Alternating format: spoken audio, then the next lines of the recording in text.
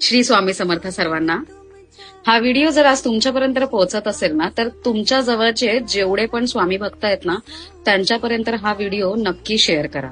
कारण स्वामींची भक्ती घेऊन किंवा त्यांच्या नामस्मरणाच्या बाबतीत जर त्यांना किंवा तुम्हालाही काही प्रश्न असतील ना, तर ते या व्हिडिओ म्हणजे हा व्हिडिओ बघून ते प्रश्न नक्की सुटतील. ह्याच्यात तुम्हाला त्याचं उत्तर नक्कीच सापडेल. मंडळी, पेढा, आपण जो गोड पेढा खातो ना, आपली जी मिठाई असते पेढा, त्याला आपण कसाही कुठूनही खाल्ला ना, तरी तो आपल्याला गोडच लागतो.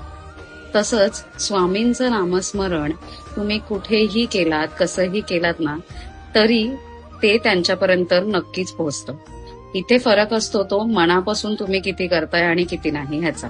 कारण आपले स्वामी सदैव आपल्यासोबत असतात. त्याच्यामुळे तुम्ही मठात गेल्यावरच जर त्यांचं नामस्मरण कराल किंवा घरात देवघरासमोर बसूनच त्यांचं नामस्मरण कराल, तरच त्यांच्यापर्यंत तुमचा आवाज पोचेल असं काही नाहीये.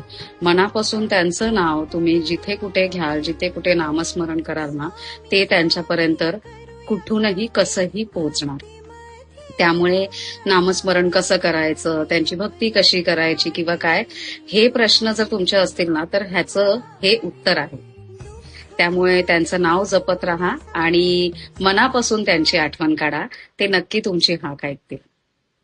श्री स्वामी समर्थ.